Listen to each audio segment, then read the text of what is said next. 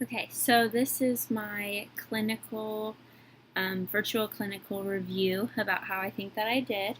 Um, Three things that I think I did well is I, when I was talking to my patient, I was just really thorough in everything. I told them why I was doing stuff and what I was looking for, and I do know that that's something I do in real life too. That's something that's really important to me, is to like always explain stuff to patients, because I feel if I can show them that I know what I'm doing for them, and then they have a better understanding of what's being done to them, like that makes them feel more comfortable and it makes me trust them more.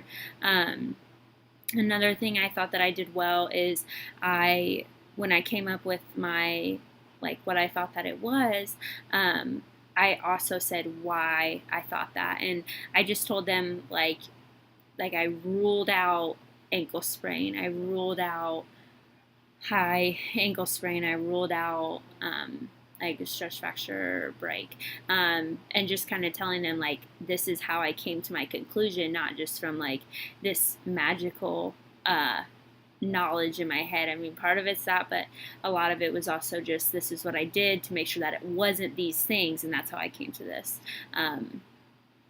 conclusion. Another thing is that I thought that I was very like technically good with my clinical or with my practical. I went through my questions. I made sure that I was palpating above and below the joint, that I was checking everything that could possibly need to be checked. I did all my special tests for a wide range of injuries to make sure that I didn't miss anything. And I just thought that, like, kudos to me that I did remember my practicals and what I needed to do and the order, and I didn't kind of just throw everything away since upper and lower evaluation. Um, Three things that I need to work on. One was that I did not come up with a rehab plan, even though the scenario I did was like a real life scenario that I had just dealt with like 2 days before we made these videos. And after my evaluation, and of course checking it with Aaron, I came up with a rehab plan and kind of said, this is what we're going to do and this is why we're going to do it. So we're going to see you the next couple days for rehab. Because I do all those things in normal life, and I just need to show that in my virtual practicals as well, because I didn't miss those before, and then I missed them in my virtual practical, and I knew what I wanted to do. I just didn't realize, to continue with that. So that's something I need to do for next time, is talk about my rehab process. Also, another thing that I need to do is just that first initial, like, asking for permission. I feel like a lot of times it's just implied, but it is something that we don't really think about a lot. And when it was brought up in class, like, we do need to be saying, okay, is it okay if I, take care of you now, if I do this, if I ask you questions,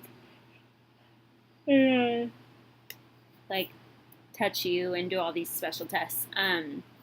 Another thing I need to do is documentation. I think that's something that gets forgotten about a lot in real life as well. I didn't do anything with documentation at all in my practical.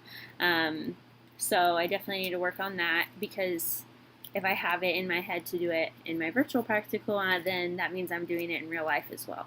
So I thought that I didn't do a horrible job on my first virtual practical, but I definitely know that there's things I need to improve on, and I think part of that's just like doing this assignment for the first time, and then another part of it is just making sure I don't forget all those little things that we tend to forget when we're comfortable with our athletes and in a place where we know a lot of people. So that is all.